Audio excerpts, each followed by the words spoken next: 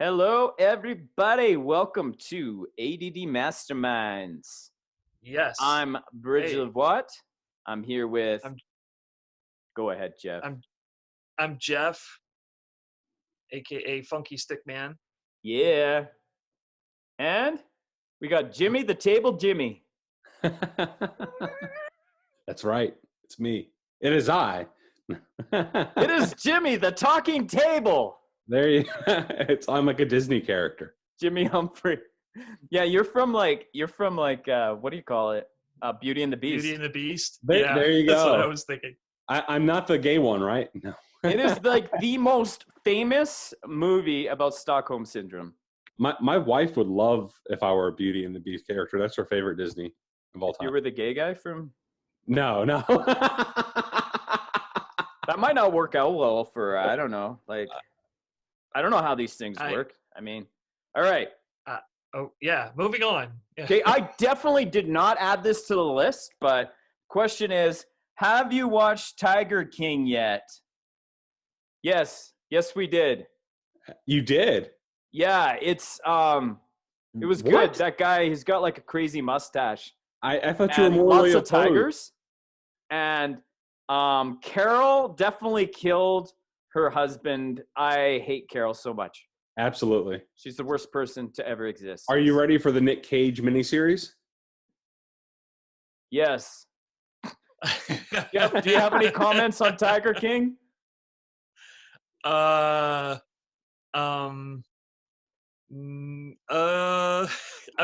debating on whether I should make something up or just say I didn't watch it because. Wait a second. You guys are making this up? Yeah, I didn't watch it, but I saw all the reactions online, and I just thought you would think I was cool if I pretended I did. John, I already thought you were cool, man. You're so thing. sweet, Jimmy. So let me get this right, okay? Sweet Jimmy, the talking table. So the show is about this guy who runs a tiger sanctuary and uses tigers and meth to keep guys at the sanctuary, and there's something to do with his wife who has another tiger sanctuary. And is that even like remotely close? That's in the ballpark. Except the other tiger sanctuary is not his wife, but they do have a very husband and wife love-hate type relationship because they're competitors, but they also capitalize off their competition. And then he decides one day he wants her dead, and then he actually hires a hitman to kill her, and he doesn't, and he gets arrested, and that's why he's in jail right now. Oh, I see. Man, there was a guy in the NHL who like hired a hitman. You remember that? There was like some dude on the St. Louis Blues, who hired a hitman to try to kill someone, and I think that got thwarted too.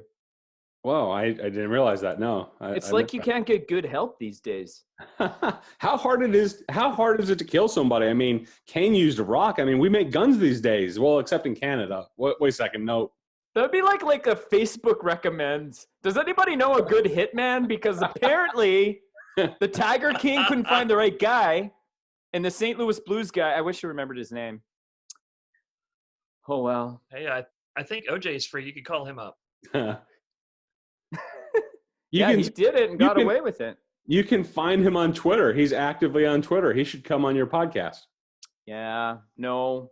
I don't like giving people like that attention. Wow. But don't look at it as giving him attention. Look at it as getting you attention. I'd rather have nice people like the Funky Stick Man and Jimmy the Talking Table.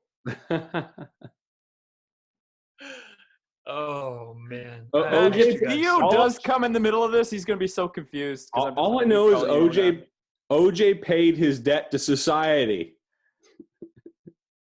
What did he go to jail for, though? It wasn't murder. It was something else. It was armed robbery. Somebody had some of his memorabilia, and he said, no, that memorabilia belongs to me. So he broke in their house or whatever with a gun and some friends, and he got caught. And so... Not only did he have a gun, but he also had some friends. Right. Which made it a bigger sentence. Did they throw the book at him though, just to kind of stick it to him? Because Yeah, they gave him like yeah. the maximum penalty, which was like 10 years or something. That's a long time. Like you think about it, like one year in prison would be insane. Like think about it. Like it just a whole year not doing what you normally do. Like 1 year not podcasting. 1 year of Jeff not making ambient music, right? You know, you think about it, it's like I don't know. a year is actually quite a penalty. 10 years? Like that's crazy. That's a long time. Right. Like I'd get out at the age of 51. If I did the math no. I am a math major. It's just not like the practical math. Jeff? Not real math. It's imaginary math. Yeah, man. So, imaginary numbers. Yeah. So that reminds me of, I read a story that a jail somewhere, I'm trying to remember what state it was in. They had a guy who was a serial killer serving I don't remember, a 200-year sentence or something like that. And Might not get was out. released. Well, he did. Well, almost did. He almost did, actually. They were looking to release him because they didn't want him to catch COVID-19 and die. Mm. But, but he was serving a 200-year sentence. Which, I mean, he might have finished it. I mean, we don't know. I mean, That's like with a little asterisk, right? Yeah. 200 years. Do they last do pandemic. do they do weird things like that in Canada, John, with like 200-year sentences and stuff like that, or is that just an American thing? I don't know about 200 years. We don't have a death penalty though. Right. But I mean, do they get like ridiculously long sentences that nobody could possibly like ever live long enough to fulfill? Like, not that I know of. I think if anything, there's very lax sentences. I actually have a family member that was murdered, and like not close family member, but and the person got 15 years. whoa. Who did they hire to do it? I'm sorry, I was off color. I'm sorry. But anyways, yeah. So I mean, like that's I didn't even hear that. So Good. That was better that you didn't. We'll hear it on the rewind. No. All right. Anyways, back to Tiger King, even though I don't want to talk about it. What? Talk about it. I think the Tiger King is a reality show we never got, but deserved. Oh, that didn't get worded right, did it? No, that's the right wording. We never got the Tiger King, as far as like it was meant to be a reality television show that was going to like appear but it's on a documentary instead. Yeah, but since that didn't work out, they managed to flip it to a documentary. Well done, Netflix. That show that I probably will never see. Honestly, I was like, I've heard so much about it, and that it's like a worldview analysis thing, because I think Clear Lens did a worldview analysis on it. Relevant Magazine was talking about it. And so I sat down and I'm like, okay, I'm going to watch this. I'm going to blow through this. What is it, like an hour and a half documentary? No, it's like 6 episodes. I'm like, I don't have time for 6 episodes of something I don't want to watch. So anyways. Dude, we're ADD masterminds. Who's got the time for that? My time is precious to me, and I'm still burning through The Simpsons. It's going to take forever. Oh, geez. Yeah, you're going to be watching that till you die. That's a 200-year sentence. Yes, it's hilarious, though.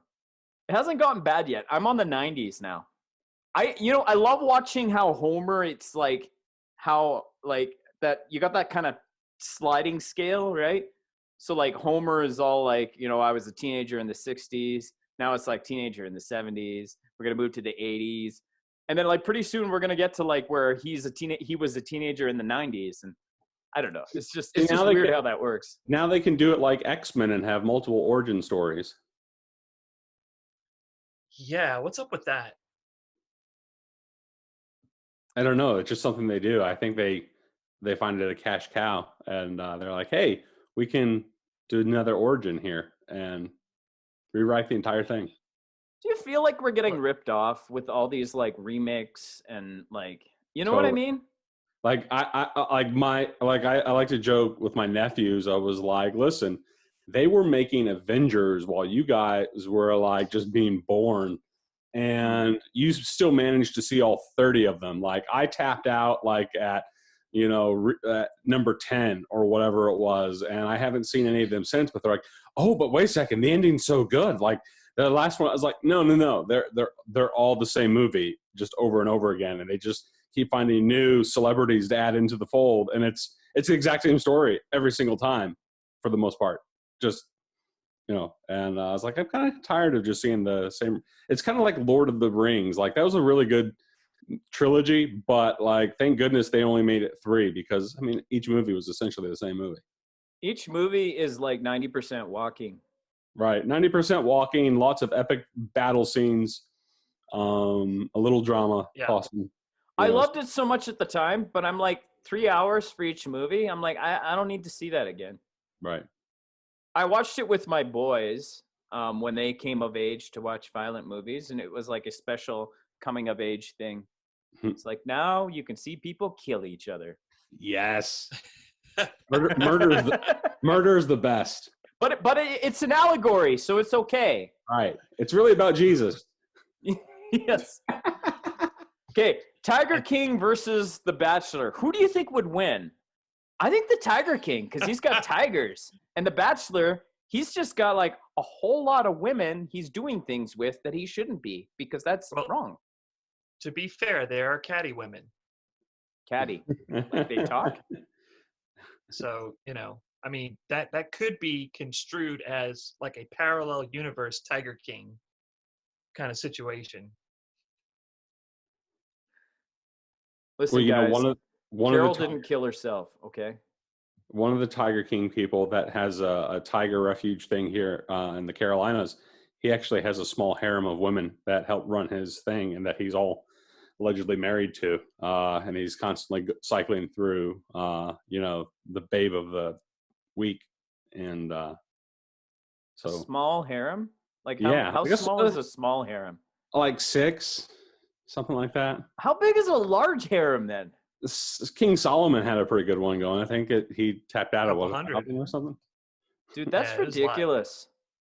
Like it's like there's 360. You know what? I'm not even gonna try to do the math here. But I'm like, what's like? Okay. You seen Horton Hears a Who? Yes. Yeah. Okay. Yeah. You know how he has like all those children, and he's like, I gotta spend time with each one of them.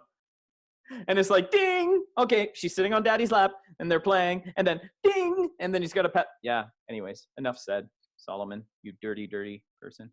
Have you run out of things to watch on Netflix yet? No, I have not. I'm still on Disney Plus, and I will be doing my 200-year sentence of The Simpsons and loving every minute of it. And then you have the 30 Avenger movies after that. Oh.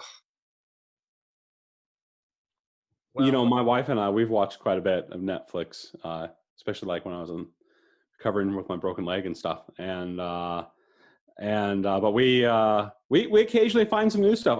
We recently discovered Kim's Convenience. That is a hysterical comedy. Like I love it so much. Like it is like one of the best things I've ever watched. Oh, I love their accents, the mom and dad's accents. They're so funny. The Jesus. Oh, it's great. Yeah, Jeff, you don't really watch TV though. Are you reading a lot? Like, what do you do?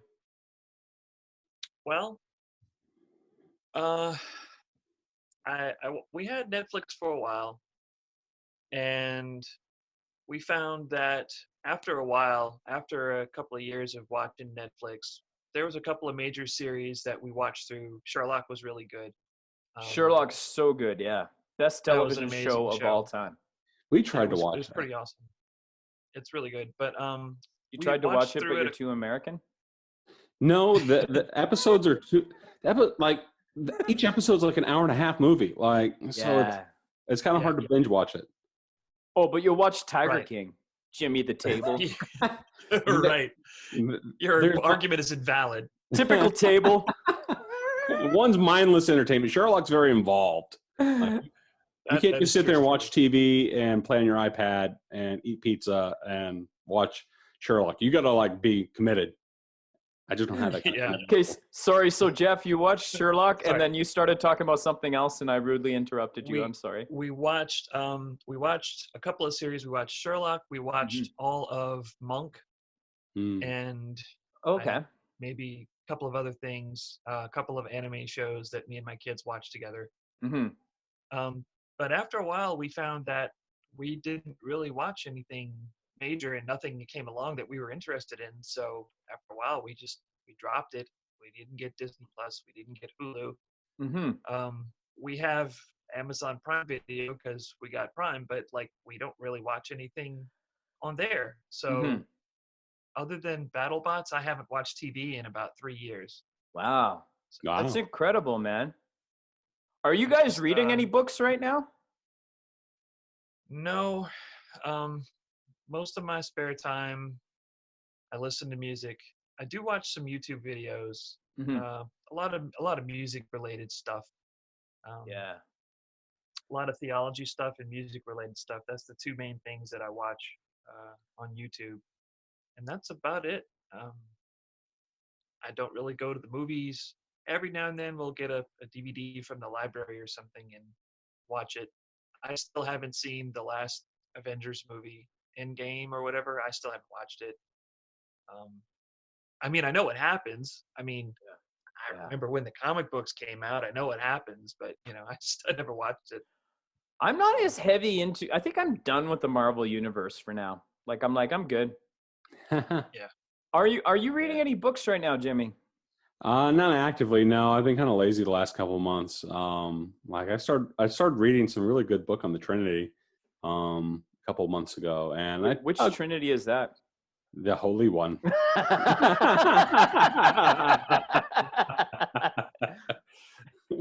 And really, really good book. Actually, like really accessible lay level book about the Trinity. And I was actually like, man, this is like so good. I forget the name of the author offhand, but it was really good. I don't know. I've had so much going on with work and all sorts of stuff, and I don't know. I've just been lazy. It's like sometimes I've like just become exhausted with reading books. I've read so many over the years. I'm like, part of me is like, I just get a little bored with them every now and then. It's hard to, especially since you usually have to read several bad ones in order to find a really good one. And even though the really, really good one is worth reading the bad ones to find, sometimes it's like, get a little exhausted from it.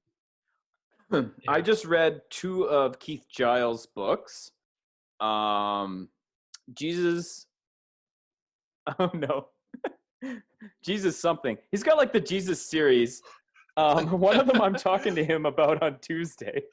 You should probably know what it's called then. Yeah. Well, I haven't put together the notes for it yet, to be fair. Oh, okay. So Jesus Unveiled and Jesus Unbound. So I read 2 of his books. The Jesus Unveiled, I believe, was all about forsaking church as we know it. And then Jesus Unbound is liberating the Word of God from the Bible, basically. So it's going to be really interesting talking to him about it, because basically he takes the stance that Jesus is the Word of God, not the book. And then he like basically says that Jesus has the authority, not the book. And so it's like, okay, so that's interesting, but how do you remain tethered, right? Because we want to be tethered to the word instead of just being like, no, Jesus told me that I can go kill everybody, right? Like, you know what I mean? Like, so it'll be an interesting conversation. Yeah, that's kind of awkward because the book is about him, and Mm-hmm. a lot of the actual dialogue in the book is from him. So you can't just separate him from the book. I mean, it's about him. So yeah, well, it's interesting because he is a very well-read guy too, though. So it's not like he's a guy that doesn't know the Bible, right? Like he's very well educated in it. So it's going to be an interesting conversation. So that'll be the Wax Museum out probably the Saturday after this one comes out. And I just finished a book on difficult people basically what I've done is I've taken the time that I would normally loving difficult people. And it's like a counselor that wrote it. It was really interesting because he talked about narcissists and how to deal with narcissists and everything, right? Right. But now I'm reading The Brothers Karamazov. And I'm like, I have such a hard time with narratives, but I'm making myself do this. And so I've heard great things about this book, and it seems to be kind of the inspiration for a lot of like psychological theorists and stuff like that. It's Right. So smart people are supposed to read it, so I'm going to try because I want to be smart.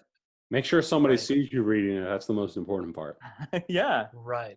Right. Big dust cover on it says, something you said earlier kind of struck me when you were talking about separating from church as we know it. And it just reminded me of our current pandemic situation where most people are not able to go to church. And it's just really, and at least in my family, in my circle of friends, it's really forced us to reevaluate why we go to church and what the purpose of the church is, and what is important to bring back once we go back to attending church again, and what do we keep and what do we leave behind. And what I'm afraid is going to happen, and I'm already kind of seeing this, is that a lot of churches like heavily ramped up their social media platforms during this time. And I feel like just ramping up your social media presence and getting some cool, slick production tricks and things like that is, how do I put this? It's not bad in and of itself, but that is not really how are you going to, what are you going to do with that when church goes back to attending in person? Are you going to try and sustain that? Are you going to try and extend it? Or are you just going to kind of wind it down? Or what purpose is it serving? And it's caused a lot of discussion with us because it's a lot of times it's not clear what the purpose is, other than just reminding people, hey, we're still here, Keep sending the checks in the mail, folks. Right, right. I think that's the hard part about this too, is like realizing that that's like church has become very much a business. And it's like, so, needing to ramp up the social media presence. And I know like part of it is like, like there are, and I'm going to assume the majority are like saying, no, like the people need to hear the word. The word needs to be brought to them. They need to be able to have an opportunity to worship. Like there's all those things, right? But there's a part of me that's still like, we got to keep this machine running. And I know like one thing I really liked that Dan White Jr. Was talking about is he said, why can't we make our services more interactive with technology? And, allow people to chime in during the message, like, and kind of, make comments or whatever. And I'm like, if that actually happened during this, and we were able to make it less of a just like, I am bringing this all to you and you need to sit and listen, which is the lecture format that, I don't know, has been around since the 1800s, if not longer. But it's like, that's very different from like, let's break bread together and let's have a discussion. Like if you think about like the Jewish tradition where people would just sit and wrestle with scripture together, or there'd be a teacher, but people would like kind of talk with the teacher. There would be like interaction.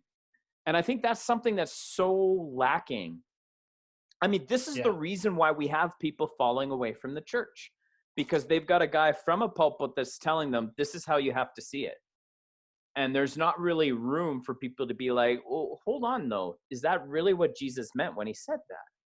And it's like, that's when you send an angry email to your pastor, and then he comes to the pulpit later and complains about how, I got angry emails last time I said this, or whatever, right? And it's like, I don't Did know. you do There's that, just John? what was that? Did you do that, John? I never have, right? But I'm like, I think, I don't know. Like, I just feel like there's so much to wrestle with. And how do we do that together as a body of believers and, be able to help people with their doubts? Because I think at some level, and one of my favorite people in kind of that deconstruction community is a guy, there's a guy who, I just got a message here. This meeting no longer has a time limit. Yeah, isn't that great? Okay. I didn't know there was a time limit, so awesome. Anyways, so this guy, David Hayward, he calls himself Naked Pastor, and he has all these cartoons that he keeps putting up. And there was one where there's this girl named Sally who's in the supermarket, and she sees someone from church, and that person from church has basically forgotten who she is because, once somebody leaves the church or deconstructs, it's like the church kind of neglects them. And I'm just like, here's the thing is, I want to talk to the Sallys. That's really what I feel needs to be done. It's like, why did you leave? Why did you question? Like, what are the questions you're wrestling with right now? Because we need that space, because it's kind of like there's this belonging aspect where it's like, but you have to have all these doctrines lined up to belong in our community. And I'm like, I think, there's a fundamental portion of it that we're like, okay, like if you're going to go around telling people stuff that's totally wrong and cause division, that's one thing. And I think that's the only time you exclude somebody is like, okay, no, you being here is harmful, right? But like this idea, when people start to question things, it's like, that's what we should be doing. Like, we should be wrestling with this together. Let's wrestle with this passage. I don't like how this was said.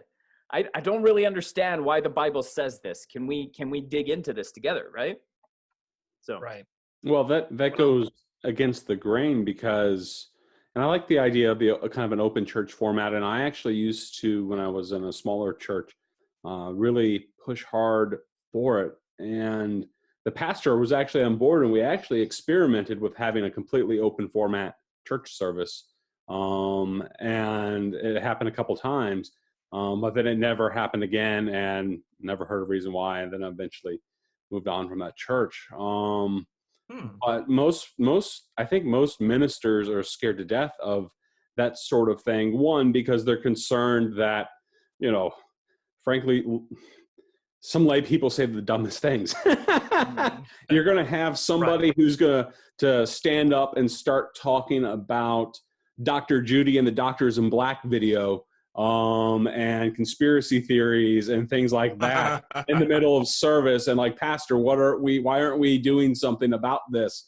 And you're going to have weird stuff like that. And then you're going to have weird people who stand up and say doctrines that, do go against what the church officially believes in on paper. And so they're just no. We understand what happens when you give people an opportunity to say things. And so we're not going to allow it to be said, because that would just create confusion, and it may undermine what we're trying to do here. And it's especially going to undermine me when I can't handle it. And hey, I'm the specialist. I went to Bible college. I went to seminary. So you need to listen to me, because the person next to you is probably thinking scary thoughts. And so I get it. Like, that's exactly why that will never happen on a large scale. Especially when, you have dollars and institutions and jobs and people to feed that work for the church. That would be disastrous. I think that's probably the way it actually needs to be. And, ideally the quote unquote man of God is, spiritual enough to be able to handle a little cantankerous sort of stuff from the rank and file. But I don't think most are skilled in that sort of thing, because when you went to Bible college, they trained you to preach a 3-point sermon and make illustrations and do exposition and all that stuff. They didn't teach you how to deal with fielding questions from the crowd. And because why would they? that would be worse than, reading the Bible in English for Luther and the Catholic Church, and things like that. So, I mean, Absolutely. to answer that question, like, are we going to still have this ramped up social media glossy thing going on with the church? I'm like, yeah, I think we will. I think we'll have people that are like, you know what? I'm just going to stay home and watch the live stream this Sunday. And that's going to be the new normal. My wife and I like bedside Baptist at least once a month. Not going to lie. Well, yeah. It's for us. It's been touch and go, because I'm more of an extrovert. My wife is more of an introvert. Mm-hmm. If we don't go back to church, she'd be perfectly fine with that. And not to say that she doesn't want to, but she doesn't need it from a purely social aspect, Right. And I don't need it as much as a social aspect, as much as I just really enjoy it. Plus, it's an avenue for me to play worship music and do that thing, So I enjoy it, but I was having a good discussion with a friend of mine at lunch today, and we were talking about that, and I said I think I've gotten to the point where I no longer need church people to validate me in what I'm doing. And I think that's a big part of it. I still miss them. I still enjoy being with them, but I'm not compelled to feel like I have to go so I don't disappoint people, or so that I can feel better about myself and better about serving. Yeah. And I'm okay with that. And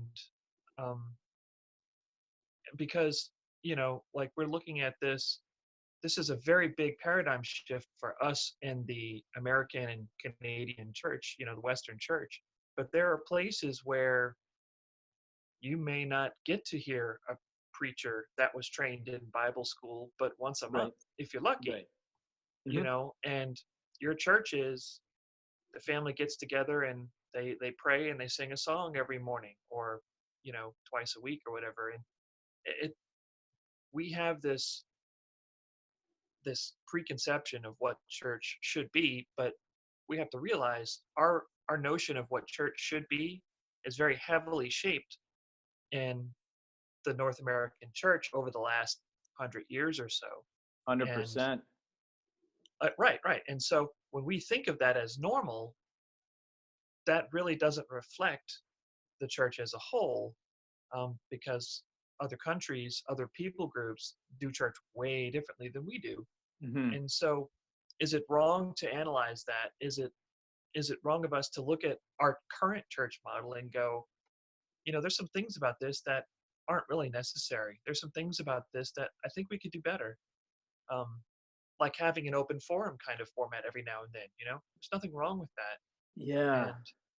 And I think we're afraid of it because we've been conditioned to expect entertainment and or a lecture, and not really understanding where that comes from or why. We just do it out of habit. It's funny. I'm thinking, here we are now. Entertain us. How prophetic Kurt Cobain was. What a Nirvana, theologian. This church smells like Teen Spirit. No. Yeah. What you said, though, not needing to be validated by church people is really hit the nail on the head for me, because that's what I've been walking through for the past number of years. Because there was a point where I felt like I was called to ministry. And I remember I had this moment where I had kind of this realization that all of my anger, all of my frustration was due to not living out the significance I felt like I was supposed to live with. And it's like, no. Yeah. God's called me to be a pastor. I'm an important person. God's supposed to do these great things through me. And you have to achieve your vision. Yeah. Well, and achieve what I thought was God's vision for my life, and that I was letting God down because I wasn't living out this big vision. And, I had that Yeah. moment where it was like, I could sense him saying to me, my child, you're already significant. And Right. it was a powerful moment. And it made me realize, you know what? Playing bass on the worship team is fine. I don't need to have a mic. I don't need to be preaching. I don't need to be, and there were all these things, but it was in that moment too that I could sense, that he was saying to me, you're going to build your own platform. And I had no idea what that looked like. And now I think I have some idea. I have a few platforms that I use, right? And so, but it's outside of the church. And when the church validates it, if they say, oh, I like what you're doing, if people from the church or people, it's like, it's just, it's okay, but it's not something I needed anymore, right? Like I used to need that and I don't need it anymore. And so it's like, I know that I'm doing something interesting. And I'm like, I don't really know how much it's catching on, but I'm doing something interesting. And I'm just going to keep doing it because I feel like this is what I was born to do. And it's to have these conversations, whether it's on the podcast, whether it's in my music, whether it's, and it's everywhere. And so it's funny because right before the lockdown, I did a audition for my church's worship team. And after we finished the audition, basically I was told, it's like, hey, so we get the feeling that this is not your number one passion. And I'm like, oh, I have never had a church say that to me. I have never had a church care about what my number one passion is. It's like, hey, you can breathe, you play bass, come play, right? And it's like, it's just, there's skills that are needed. And it's not a knock on the church, on that particular church that would want me as a bass player. I mean, most people are flattered when the church says, oh, you can play bass? Yeah, come play, right? There's very few people that would actually be hurt by that notion. But I was shocked. And I'm like, I still, when lockdown is done, I'm not sure where I stand with the church, whether I'm going to serve there or not. But I'd like to maybe tell them what my vision is, my vision for mentoring other artists. And I'm like, if I have an opportunity to do that in the church, that'd be awesome. I'd rather do that than be on the stage all the time. Absolutely. I have no problem with being on a worship team and doing everything in the background. I don't need the attention. I don't need the spotlight. I mean, that's okay. I can do that. But I don't need that necessarily to worship. I don't need that to fulfill my purpose. One of the things that I was thinking about, and I'm going to ask you this first, Jimmy. Okay, let's take a little trip back in time, and let's say it's 1980. Okay, and pretend you're, in your 20s and you have a young family, whatever. And this happens, the pandemic and the lockdowns happen in 1980, and there's no internet. How would you do church at home? I'd probably gather my family, say some prayers, read the Bible, talk about the whatever concept came out of it, ask people if they had any questions or wanted to put it in their own terms, and maybe have one of the children kind of put on a little like, hey, can you act this out, sort of thing. That's probably what I would have done. I'm sure that's probably what they did in the last pandemic, right? Maybe so. So why aren't we doing it in this one? Right. Well, we got the people on the TV that we're sending our checks to. They've got it taken care of for us, just A-okay. I get to check out. Yeah, no responsibility on my part. Just keep sending the check. Just tune in, man. You're good, right? Right. And that's I get what I need out of it, right? I don't want to sound cynical. I mean, I really don't, because no, me neither. But it's true. Well, not the cynicism, but I mean the analysis. Well, right, and that's something that we have to be really honest with ourselves when we look at the way the church is being handled during all of this. Is the solution really to ramp up social media? Is that really solving the problem? Is that really fulfilling the church's purpose? What is the church's purpose? And how is that? I I don't know, just something to think about. You know, I don't really have any solid answers, but again, if this was happening 30 years ago, what would we have done then? Why can't we do that now? And I know some Yeah. people that are, but most people aren't. This is the thing though, like it's like this, the church is an institution, right? And it's like systems, it's using the right words.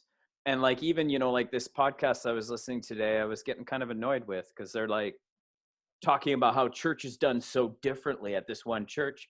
And it's like, okay, yeah, I'm coming into the sanctuary. And he's like, oh, no, we don't call it a sanctuary, we call it an auditorium. And I'm like, oh, you guys are cool. But it was just so funny to me, because I'm just like, I think what we need is to connect people with the love of God.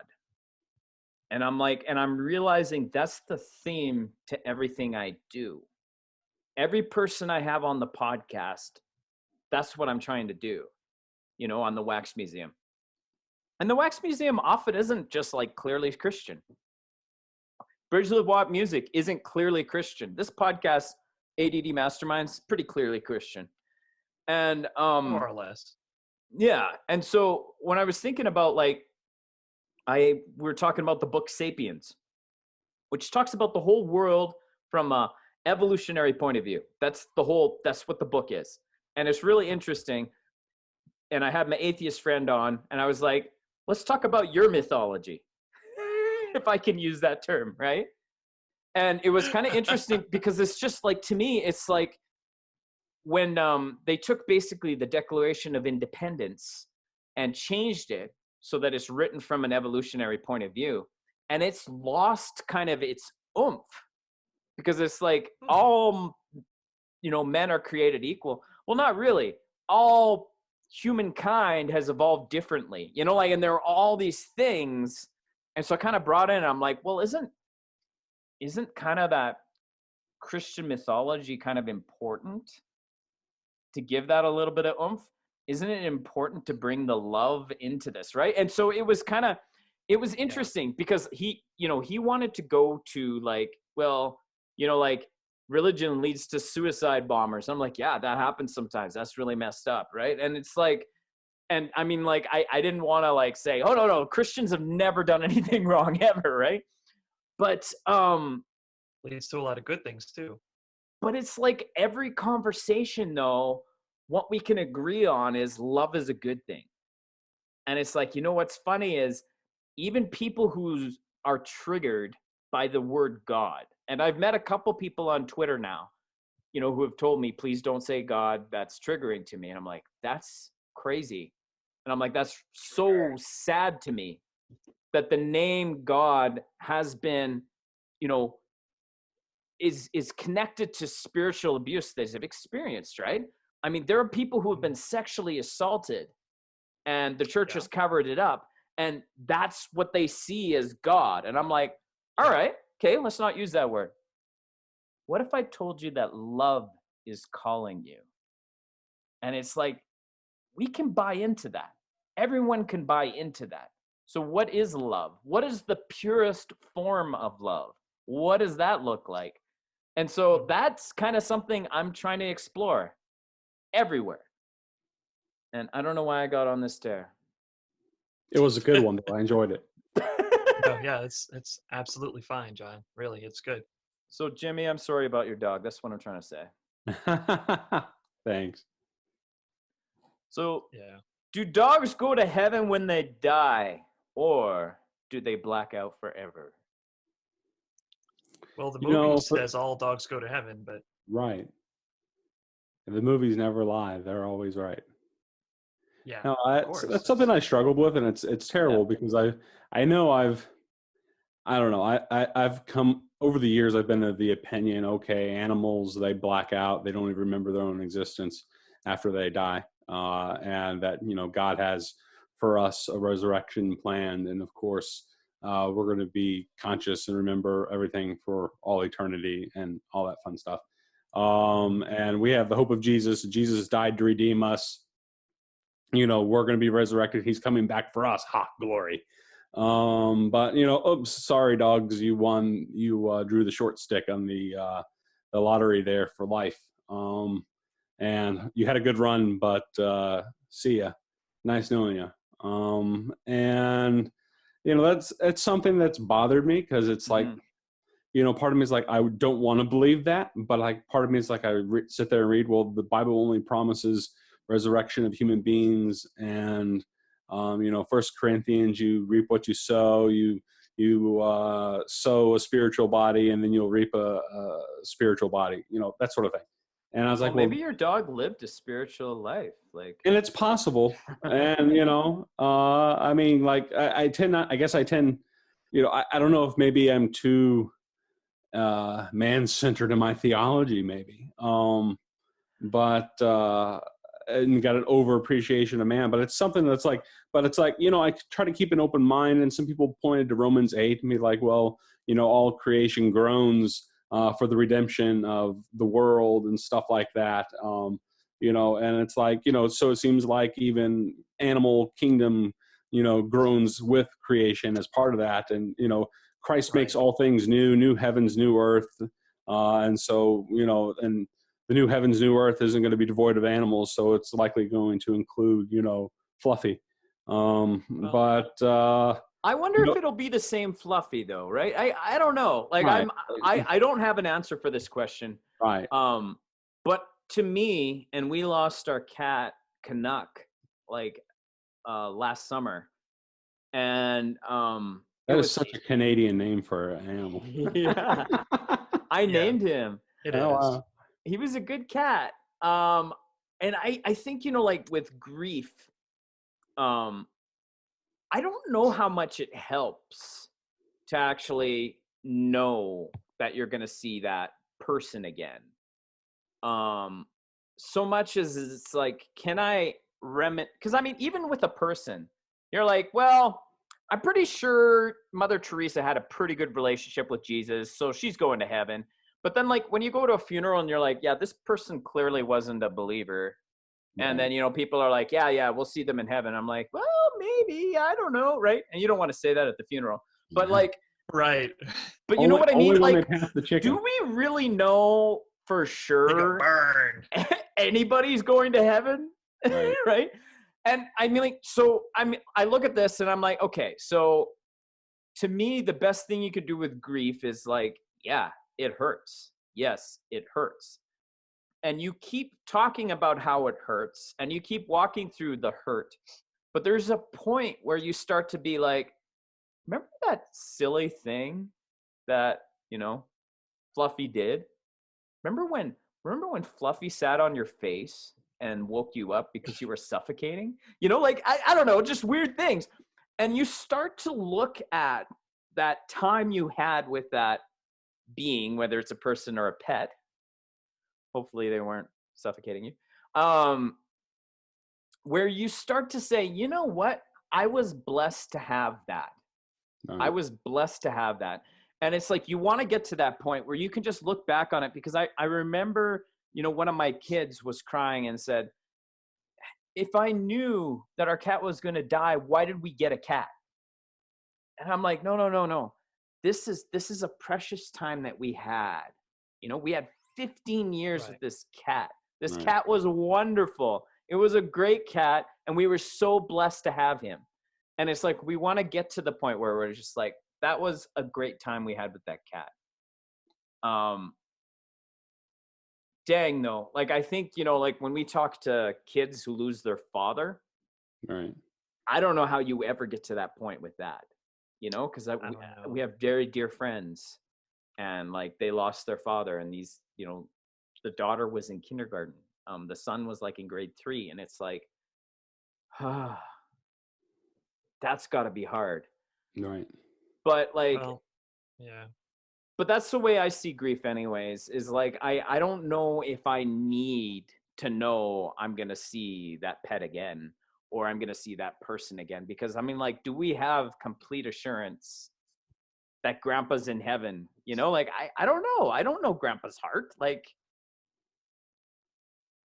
that actually may have made it more depressing. I think, but for me, it's I guess, the sting associated with death is, man, if there is no resurrection, then they've ceased to exist altogether.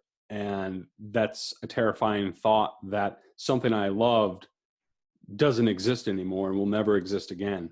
And at least I can take some comfort, even if I thought, hey, Grandpa went to hell, at least I can sit there and think, well, he still exists, right? And so maybe I find some sort of, even in the terrors of thinking somebody went to hell, some comfort in Really? that. I completely disagree with that.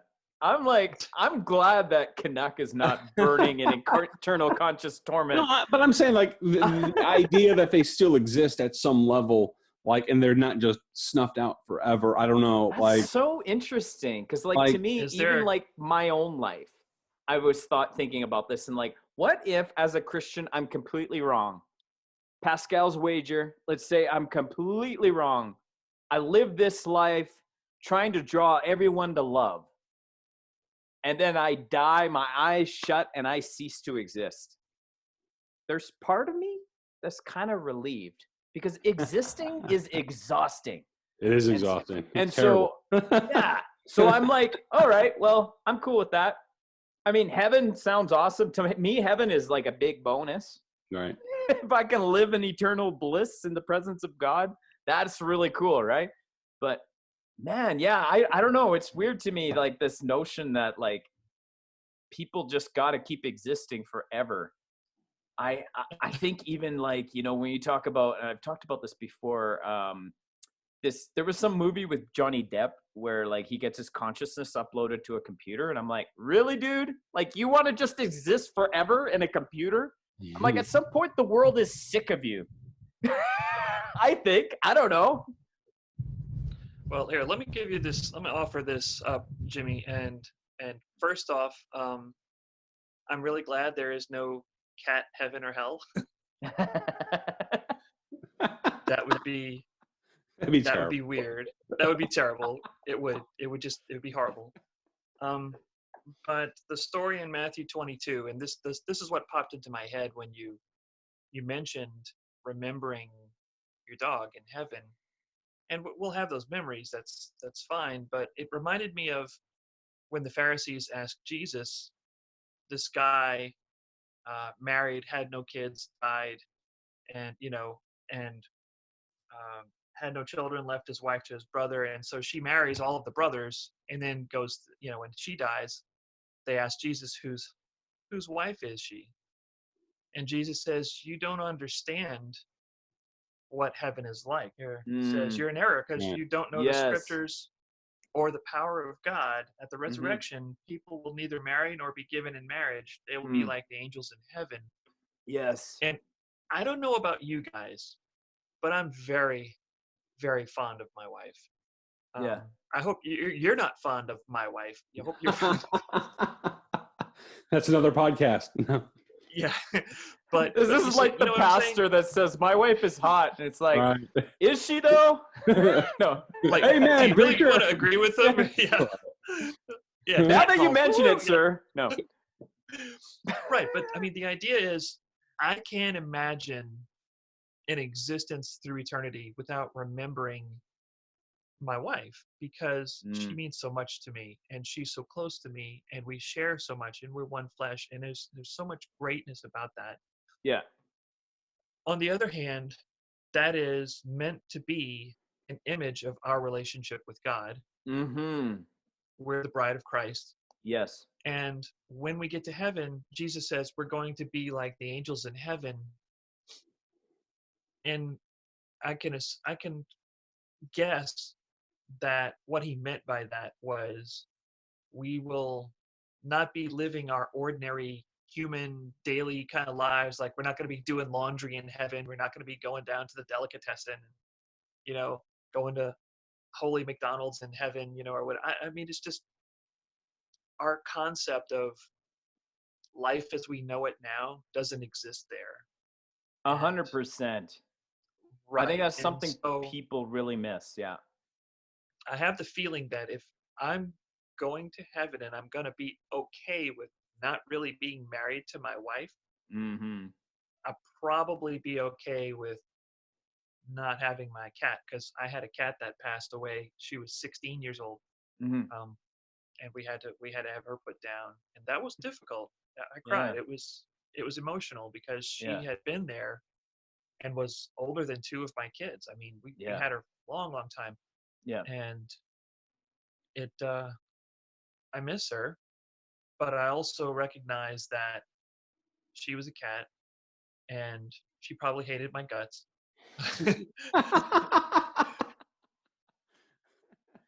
But She Yeah. secretly dreamed of cats- killing you. right, probably so. And she's probably mad that she did not live me. Right. Mm. The idea is that her, whatever memories she had of her existence were cat memories, or like your dog would have been dog memories. They don't really have a grasp of eternity. They don't really have an idea of what that means.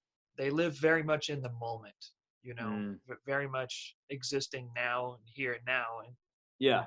because of that, they're very temporal kind of existence, and, and that may or may not comfort you. I understand that. It doesn't make it any easier because we get emotionally attached to them. Right. But I have some hope in knowing that when I get to heaven, that I'm going to be so overwhelmed by God's glory and by sitting at the feet of Jesus.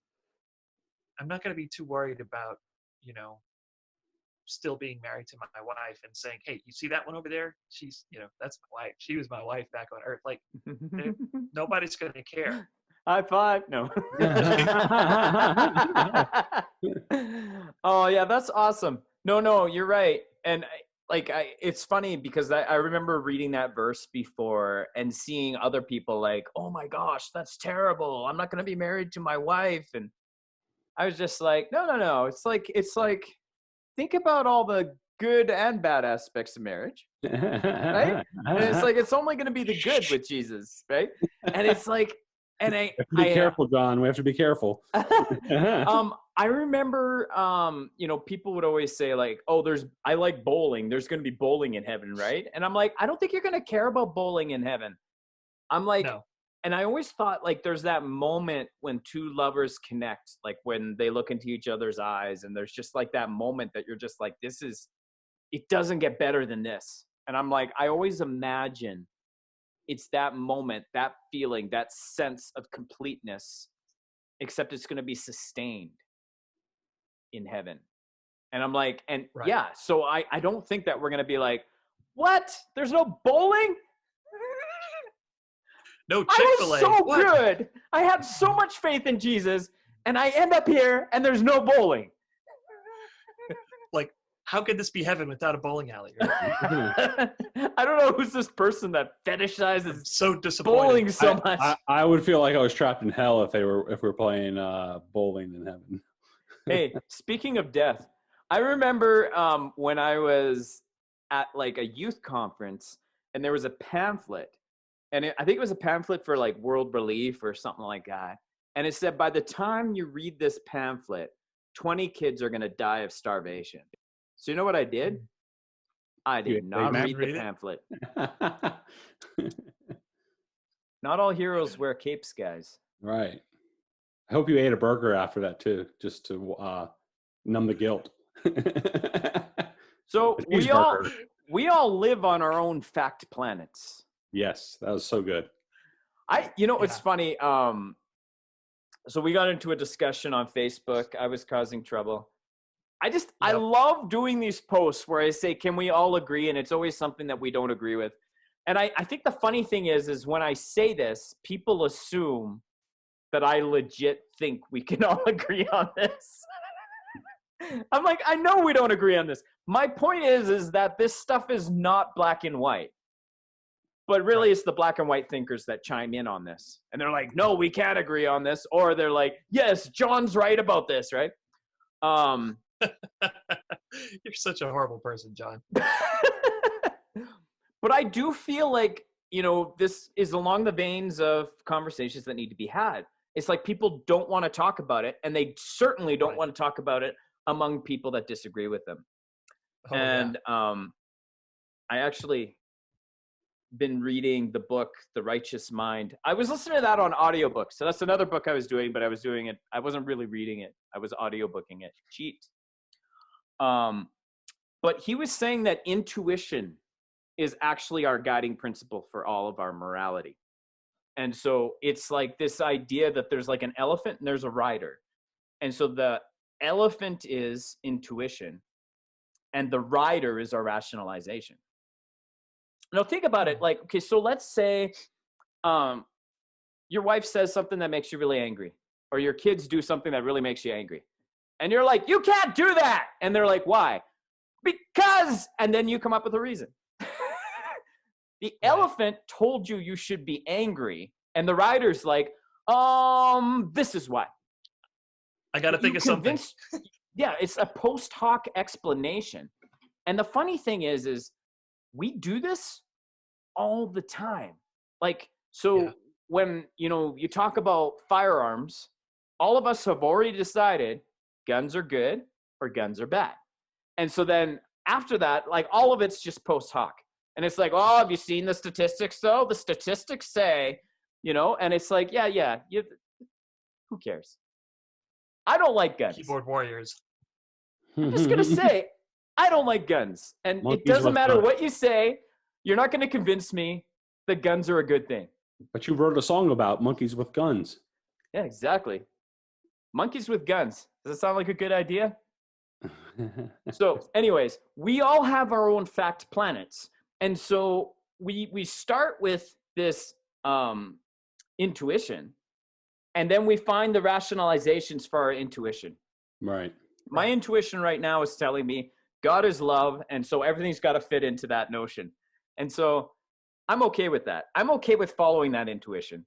And there's a lot of, Christians who are more, fundamentalists that are like, no, God is also justice. Right? I'm like, no, God is just. God is not justice. But God is love. Right? But the thing is they live on a different fact planet. Because being all love is a dangerous thing. That means you let people get away with bad things, right? Which I disagree with. But anyways, right. But that's the thing, right? So I do really think in a lot of these situations, people live on their own fact planets. And so there's almost no point in having the conversation. But I do like to hear people talk and watch them explain why they see things the way they see it. And I may or may not try to correct them. But I'm realizing trying to correct them is so pointless. It's getting exhausting the older I get. That's why I kept posting conspiracy theories on Facebook. And Elvis is still alive. Absolutely. Absolutely. Who do you think eating at Subway? That's right. It's not a conspiracy if it's true, man. Right. Well, there was one person that says, that the term conspiracy theory was dreamt up by the CIA. And I just put Laffy emoticon on that. I'm like, you're too far gone, one buddy. One of my friends who's huge into conspiracy theories is the first to always point that out anytime I have that conversation. Yeah. Of course. Here's the thing, though. This is what drives me crazy. So we talk about let's say climate change deniers, right? That's a wonderful term. But I'm like, okay, so I'm a Christian. I'm a climate change denier. But just so you guys know, if you don't believe in Jesus, you're going to hell and you're going to be eternally tortured in fire if you don't believe what I believe. Global so it's warming. like what you guys are talking about is complete crap. Like humans cannot change the temperature of the earth because the Bible says we can't. The Bible says we will not destroy the earth. Therefore, you guys are crazy for saying that. But if you don't believe in Jesus like I do, you are going to go to hell for all eternity. Just trust me on this. Like, I'm like, what? Like, I don't think you're going to sell people on this. Nope. And so I've been thinking about it. It's like we've got the climate change deniers versus the eternal conscious torment deniers. Different fact planets, guys. Right. I think I've given up. Isn't that fun? Okay. Did you go and verify whether the Doctor in Black claims about COVID-19 were true? I didn't even watch the video. I just noticed that YouTube took it down before I could see it. I'm like, of course. I That's didn't why need you to see shouldn't it. watch the video. No. But Did you watch it? You watched it, Jimmy? Yeah, I managed to watch it. Enough people sent me links that I eventually clicked on one that worked, and I watched it. And I'm sitting there thinking, like, okay, well, she's making some pretty serious claims here. Let's see if I can check out and verify if any of these claims she's making are true, because she never actually, offered any proof of any of the claims that she made. She just made them and said, trust me on it, because they're out to get me. And I went around to start sniffing around to see what I could find, if anybody could back up what she said. And turns out I couldn't find anybody that actually could. Everything actually pointed to the opposite of what she claimed. And the only people who could prove what she claimed were true were saying, well, just watch her video, because, that's the proof. Right. And this other conspiracy theory video, that's the proof too. And it's kind of like, right. Well, that's the thing, right? Once you believe there's a conspiracy, the whole thing unravels, because you're like, well, these scientists are saying she's wrong. Yeah, but those guys are from the establishment. Right. That's what they want you to think, right? Right. And so, different fact planet, you know what? I'm just going to stay on my planet. You stay on your planet. We be good. But it shocked me how many people watched the video and sat there and thought, what she's saying, it sounds legit. Well, see, I believe it. They didn't sit there actually sit there and think, well, what's her proof? What can she show me? Yeah. Like, it just was, well, she said it, so it sounds like something I've heard before. It must be true. And like, the people who I know who are digging their heels in deep on it, that's pretty much their argument. And it's entirely circular. It's entirely ridiculous. And I'm like, where's the proof of these things? And it's always nothing. How many people did you see post that video and say, well, this is interesting? Right. And Only I think, like this is interesting is also an endorsement. Right.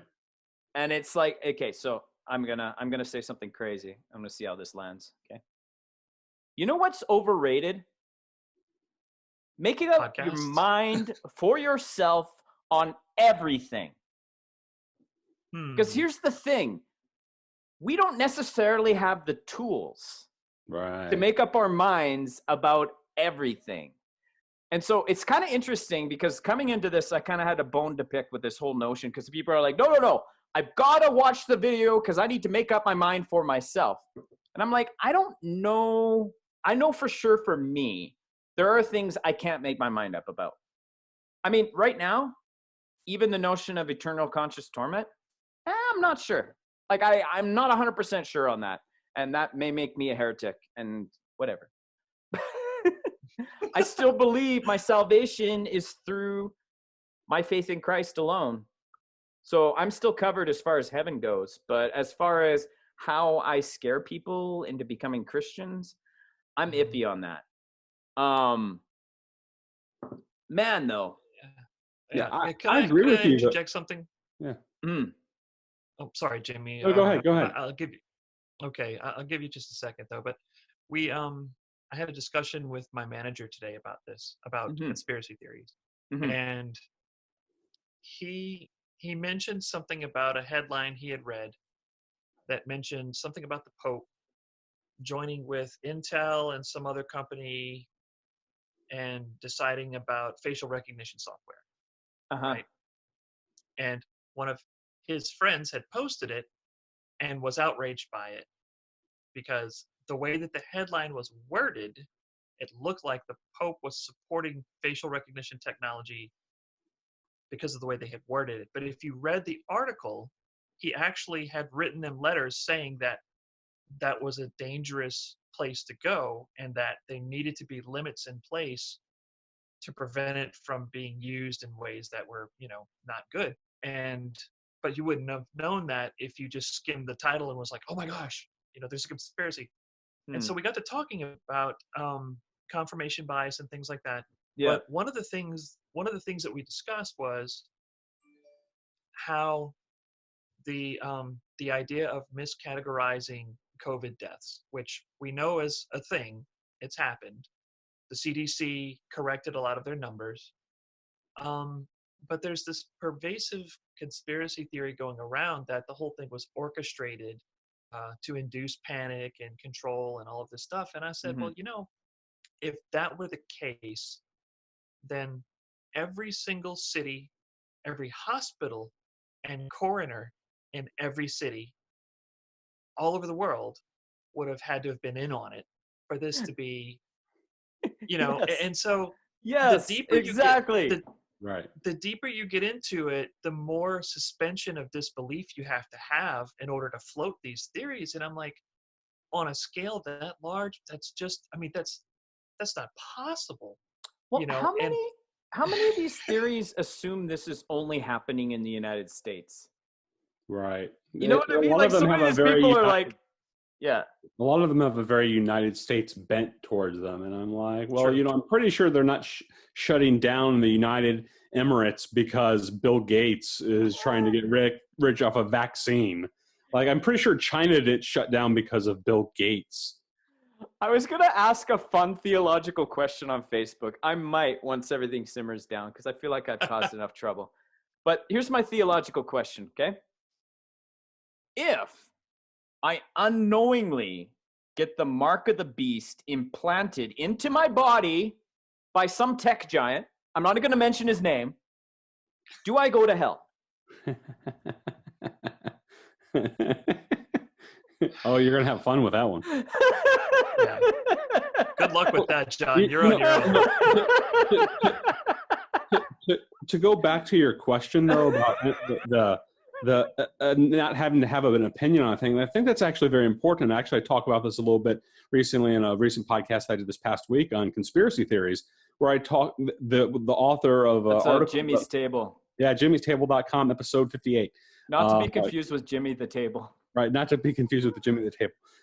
But one of the authors that I read talked about how we're suffering from an infodemic, and that people are just barraged with so much information that's beyond their ability to, one, comprehend, and two, critically think about, and three, being information in an area where they have a specialty knowledge to where they could reflect a critical expert level judgment on that particular topic, but they feel the need and compelled to weigh in and have an opinion on it anyway.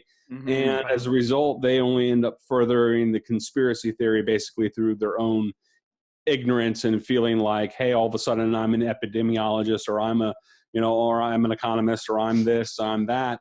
And they all of a sudden feel compelled to, make judgment on something that they should probably actually just walk away from.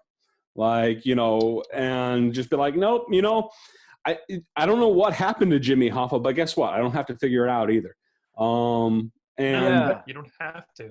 Right. I think I probably should in case something happens to me. But I think that no matter what happens, there's going to be blood on someone's hands. Sure. Whether it is COVID deaths, whether it is deaths due to starvation, whether there is death due to suicide, because cancer, depressed, whatever, or whether it's cancer, whether it's these these elective surgeries like hip replacements that aren't supposed to be life-threatening that could become, right? There's so many ways for people to die right now. And I'm looking at this and I'm like, okay, right now, as it stands, any of the blood that is shed is on my government's hands. If I fight my government on this and I pressure them either way and say, no, we got to keep this closed forever. Or no, we need to open now based on the information I have, which I really don't understand what's going on. Right. I'm moving the blood on their hands to the blood on my hands because I've influenced all my Facebook friends and I got a whole movement going where we just told the government, this is what you need to do. I'm not comfortable with that. I'm okay with that, but it doesn't change anything. Well, yeah. Well, that's the thing, right? And I mean, they're starting to open things up in Alberta anyways. So we're starting to move on this. Is it too early? I don't know. Should we be doing it faster? I don't think so. And we'll find out if it's too early. I don't know. I'm going to do what I can to make sure that I'm not spreading it if I have it.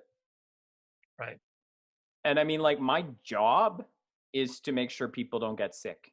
I'm doing everything I can to make sure people don't get sick. So people telling me this is not a big deal, I'm like, that's fine. Like, if you think it's not a big deal, that's whatever. But I have to treat it like it is, because that's my job. Right. See, you're part of the conspiracy, John, because of the That's corrupting influence of money and mammon. You have sold your soul to Bill Gates. You might as well just be microchipped right now. Might as well get Mark 2 of the microchips so you beast. can be extra.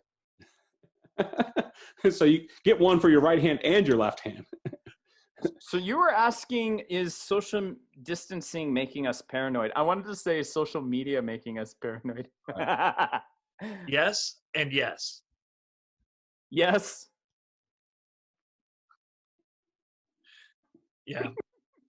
I feel kind of that's probably a contributing factor actually to the social, not only the social unrest, but the mass consumption of the conspiracy theories of whichever one pops up this week, because we're all of a suddenly not used to seeing outsiders very much, especially for those of us who are actually practicing social distancing. So, you start all of a sudden like getting too close to somebody at the grocery store and you're like, whoa, back up, man, back up. Like, I don't know where you've been, and so you feel some of that tension just in the air when you're just, That actually happened to my wife today. I mean, it happened to me today when I went grocery shopping this morning. I was getting too close to somebody and they kind of like flinched. And I had a mask on. And so but it was interesting to see.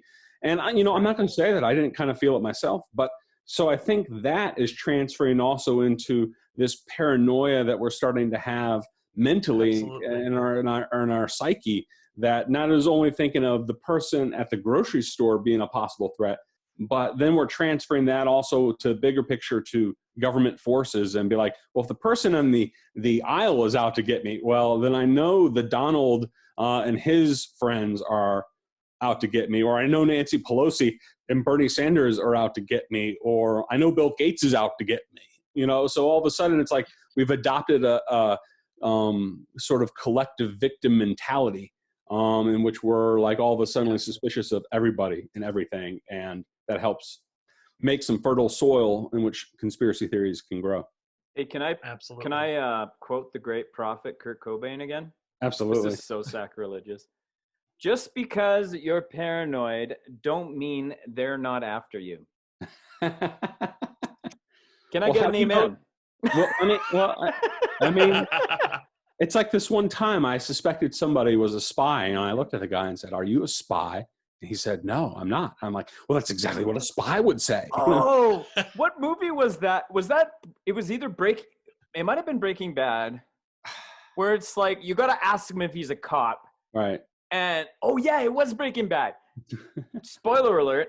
But he says to him, he's like, you got to ask him if he's a cop. And if he's a cop, he has to say yes. So he's like, are you a cop? And he's like, no. And he's like, okay, good. And then he gives him the drink deal, and then he gets busted. No, but okay. So I actually had a situation today too, where I was getting my pizza, and they've got like an automated system at the pizza place, where you like scan a QR code, and then it'll open up, and you can get like your pizza out, right? And wings or whatever I got, right? Fancy. But the owner comes over and he's like, oh, is that going to work? And he's like standing like within like a foot of where I am. I'm wearing a mask, but I'm just like, all right, well, I'm not going to make him sick. And I just like, he's like, that was so stupid. Like, right. What a dummy. But anyways, I was just like, and I wasn't worried, but I was just like, dude is breaking protocol. I hope he doesn't have COVID. Yeah. You should turn him into the thought police. Yeah. Well, that's the thing. Big like Brother people telling on each other and stuff like that. I'm just like, well, whatever. Like, I don't know. I want to tell on my neighbors. I see them and their 10 kids playing. One of my neighbors, they're like the house all the cool kids go to, and they've like been setting up tents in their front yard to hang out, and they've even rolled out a TV, and there will be like 10 adults and kids over there in a driveway, and they'll all be hanging out together. Part of me is like secretly wants to take pictures of them from my mini blinds and post it on social media so I can shame them. Did you guys have heard the story about the snitch line that they had in New York City? No. Please tell me you haven't heard that. No. So they institute, and they've done this in other cities as well, but in New York City they instituted a snitch line that you could call and report your neighbors that were not adhering to the order. Uh-huh. Well, they shut it down because it was flooded with rips on what's his name, de Blasio, whatever, and other inappropriate photographs of genitalia. Much respect, New York. Well played. Pranked. So the Ashton Kutcher set up this line. So Louisiana did the same thing. They released a website that you could report a business that was not adhering to the proper orders. And so last week, I think the governor of Louisiana was caught traveling with his family on a plane, no masks, going to Florida on vacation. And so I reported him. Yeah, with his own helpline, his own snitch line. So I looked up his address and I put it in there, and I said, wow. Not social distancing, not following protocol, reported. Boom. Nice. That is so ridiculous. We had the same thing happen in Canada too. And so like the leader of the Conservative Party of Canada, him and his family went on a plane together. And it's like, what are you doing? You don't take this seriously, do you? Right? So, I mean, yeah, it's nuts. How much longer do you think this quarantine will last? Like I said, Alberta is relaxing. How are things there in Louisiana, Jeff? Well, they're supposed to make an announcement Monday. The original date to start going back, I think, was May 15th. I think they're gonna stick with that date. They are looking at metrics like rate of transfer and the rate of increase. And based on several different sources of input, Louisiana is actually dropped down and is at the lower end of the rate of case transmission right now, which is good because we started off at like number 3. Oh, wow. And, yeah, it's pretty crazy. And so depending on how you do the numbers within a certain time window, you get more accurate numbers if you have a shorter window. And right now, I think there's only 5 or 6 states that are above the line as far as continuing the rate of increase is still at a rate where it's going to climb. And there's 44 states that are below the line and trending downward still. Now, when I say the rate is below the line, what I mean is they're rolling out more tests, they're getting more positive results, but the rate of increase is going down.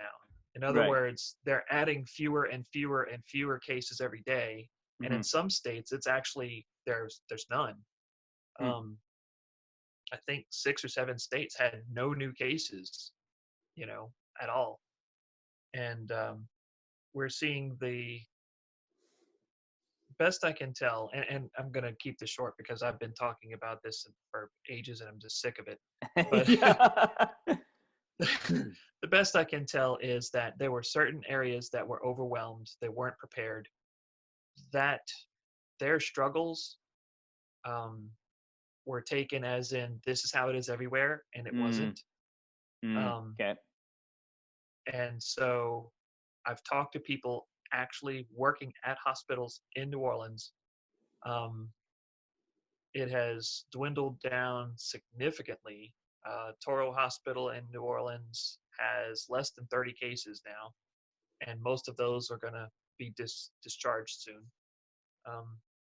In some of the hospitals here in the rural part of the state, there are no new cases at all in any of the hospitals. Mm-hmm. So how severe is it? It depends. If you are in a remote area, there's not a lot of severe cases. There were some, Mm-hmm. but there aren't any more, and they're not flying in like crazy, And in the larger areas where they were really bad, and I think part of the problem with that was the margin of error that they had as far as like how much equipment they had, how prepared they were. There was a very thin margin there because hospitals can't just afford to have just piles of the stuff laying around, Right. They don't use it. And so when they were immediately overwhelmed, even if it was by a little bit, people weren't sure how to take that.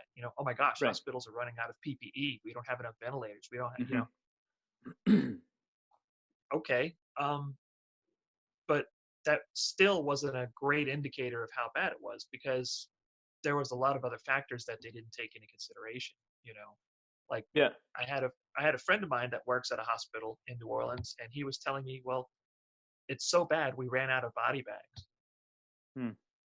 Okay. So one, I don't know how many they carry extra. So, Two. well, I don't know. How Yeah, many exactly. do they normally, I have no idea. So Mm-hmm. that doesn't give me a proper frame of how bad is it. I don't know. All I know is they ran out of something that they needed.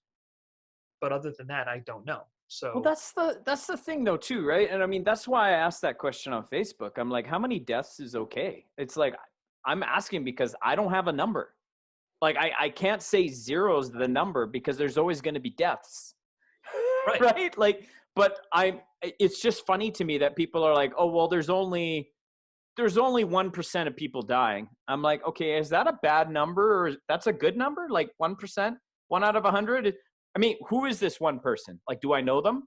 Like it's, and so it's all of this kind of like the numbers, right. and it's like, well, how many people are dying by suicide? How many, and it seems to me that there's a lot of people who are very confident in their ability to interpret the numbers. And so I didn't really get the answer on that, but I got a lot of people saying, well, that's ridiculous. You can't just care about COVID. And I'm like, I didn't say any, I just said how many deaths is okay. I didn't say how people die. Right. And I mean, it's an understanding. We've been trained, we've been taught that we are special, we are precious, and we will live forever. And, we don't come to grips with our own mortality, and we're not okay with that. Mm-hmm. If you lived in the 1800s, it was not uncommon to have 10 to 20 kids because half of them wouldn't survive to age 5. I know. Yeah, That's I mean, it's so crazy. Hey? Hard to fathom. And so our concept of mortality is very slanted because of our very limited experience with it, Well, and I think, what's interesting too, and it's like to get back to animals again, in that Sapiens, episode that we were talking about how we treat animals and how like the lifespan of a cow, I think is like 17 years. I don't know if I got that right. But basically, we let them live less than a year. Why? Because there's no benefit to our economic system to keep them any longer than that. They're a liability. Like, why are you paying all this money when you could slaughter it within a year and it's still got all the meat you would want? And it's like, what kind of quality of life does that leave with that animal? Well, the way our system is set up, it doesn't matter what the quality of life of that animal is. But Jimmy's dog, my cat, your cat, their quality of life does matter. And it's just kind of interesting. And, my friend was like kind of blaming religion for that. But I'm like, I mean, part of it is the religion of capitalism. Like that's a concept. That is something that's driving our society. And our system, like our entire world is set up for capitalism. So whether capitalism is the answer or was the ultimate answer for how we should live or not, it's the one that works, right? And so, Yeah, right. anyways, kind of a separate topic, but Jimmy, you still there? Yeah, Facebook group. I'm on a barbecue website that I frequent. Tells all sorts of barbecue tricks and everything. They somebody posted a picture of a cat or a dog, and they diagrammed which parts the brisket, which parts the breast meat, which parts the loin. Right. Like just in case we run out. Well, what is the only reason why we don't eat dogs and cats because of their pets? It's not because they're terrible meat that you can't eat. Because we don't live in China. Right. Are you trying to give us one flu disease, John? Come on. Hey, you were asking, are you learning to cook new things in the kitchen like sourdough bread? My mom was doing sourdough bread. She had to let it. I think you make your own yeast. Yep. How does that work again? I haven't made it, but I've read up on it because I got really desperate there for a while. I was having a hard time finding yeast, and I needed some so I could make my homemade pizza dough. And I couldn't. I searched for a couple of weeks, and I couldn't find any yeast anywhere at multiple stores. I went to like 5 stores in one day looking for yeast within like a 10-mile range of my house, and I couldn't find any. And finally, I got a relative to send me some. But I started looking into it, and it's pretty interesting. They say there's so much natural bacteria in the air that yeast is a natural thing that just occurs floating through the air. And if essentially you just pour a little bit of water and a little bit of flour into a glass jar and then cover it up, it will start to ferment because of the yeast cultures that will build up in the water and the flour. So you do that, and then like you take half of it out, and then you add new flour and a little bit more water. You stir it all up, and then you come back the next day, take half of it out, and that process repeats like 3 or 4 times. And then at the end of 3 or 4 days or something, you have enough yeast that is a living, breathing organism sitting there growing in a jar on your countertop, and it's perfectly safe to use for the making of bread, pizza, whatever you want, which is fascinating to me. I was like, wow, who knew that sort of stuff was just floating in the air, That's how they did it back in the day. Right. So how did the Pharisees make yeast? Because I know we're not supposed to trust that method. Beware of the leaven of the Pharisees. That's what Jesus said. Ooh. All right. Anyways. Okay. One more question that Jimmy had added to the table. Jimmy. Jimmy, the talking table. That's right. Would you watch a sporting event that had no crowd? Well, Jeff's not a big sports guy. Are you, Jeff? I like BattleBots. Does the crowd matter in that? It's a part of it, actually. They've got a pretty decent sized crowd there, and they stomp and cheer and shout and wave signs, and they have fans, and yeah, I mean it's like watching a wrestling match with machines. Would that ruin it for you that there isn't a crowd? No, I'd watch it anyways because I just like watching things getting destroyed. There you go. What about you, Jimmy? I'd have a hard time with it. I mean, I guess I'm a purist in that sense. Like, the crowd is such a big part of the game. I mean, heck, even here in the South, in Charlotte, I grew up playing high school hockey, and we even still managed to draw 100 people out for that. I definitely felt, and I definitely felt what it was to make a sprawling, crazy, diving, necky goalie kick save, Dominic Hasek style, sort of thing, and then the crowd go crazy, or some goon take a hit, and like the parents want to be like, "You watch out for my baby out there,"